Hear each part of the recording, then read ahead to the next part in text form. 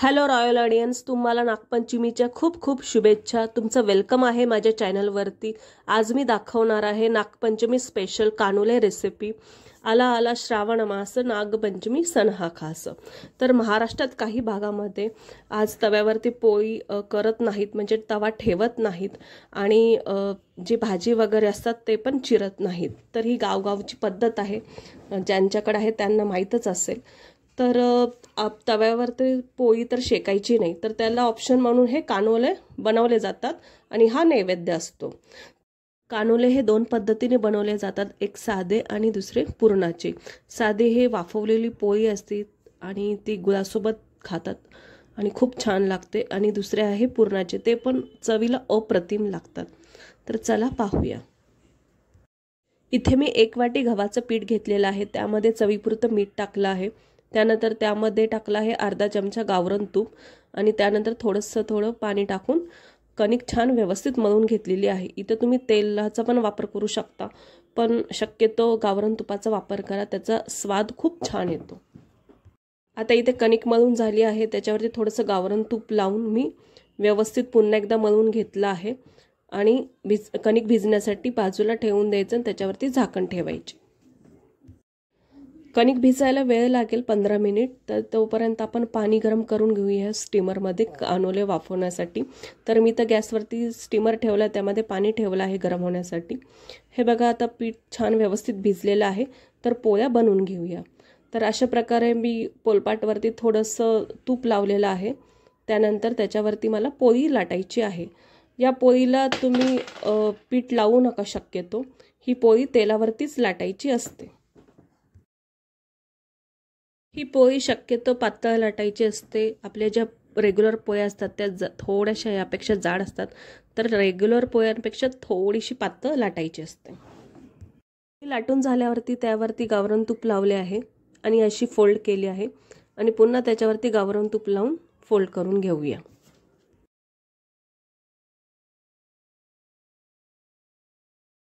आता पुरणाचे कानोले बनवून घेऊया। इथे मी पोळीसारखी पोळी लाटणार आहे।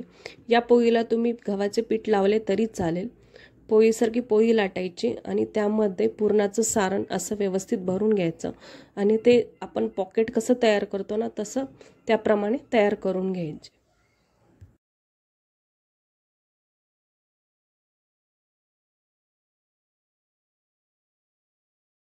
पुरणाचे सारण हे आयताकृती व्यवस्थित भरून घ्यायचे पोळीमध्ये।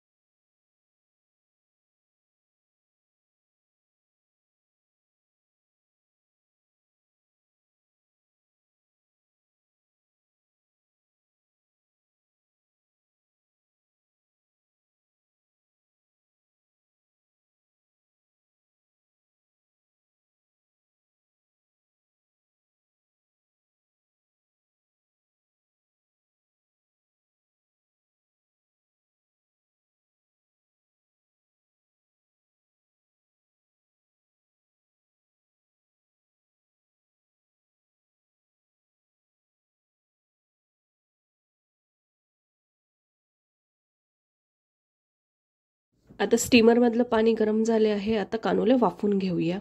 अशा प्रकारे मी इडली पात्र घेतलं आहे, तुम्ही तुमचा जो स्टीमर असेल ते घेऊ शकता। या प्रकारे मी वरून थोडंसं गावरान तूप लावलेलं आहे आणि कव्हर केलेलं आहे। एक 15 मिनिटांसाठी हे कानोले वाफून घेऊया। 15 मिनिटं झाले, आता कानोले पाहूयात वाफलेले आहेत का। हे बघा, तुम्ही पाहू शकता किती छान व्यवस्थित वाफलेले आहे। अशा प्रकारे दोन्ही पद्धतीने मी आज कानोले बनवले होते। या दोन्हींची पण चव वेगवेगळी आहे, खूप छान लागते। पुरणाचे कानोले हे पुरण, वाफवलेली पोळी आणि तुपाची धार यामध्ये त्याची चव अप्रतिम लागते, आणि दुसरे जे साधे कानोले आहेत ते ना वाफवलेली पोळी, गूळ आणि तूप याचं कॉम्बिनेशन खूप छान लागतं। तुम्ही एकदा नक्की ट्राय करा। या प्रकारे पुरणाचे कानवले मधून काप करून मस्त साजूक तुपामध्ये डीप करून खातात. खूप छान भन्नाट चव लागते. तुम्ही नक्की ट्राय करून पहा. मुलांना सुद्धा खूप आवडते. तर माझा व्हिडिओ आवडला असेल तर लाईक करा, सबस्क्राईब करा आणि शेअर करा.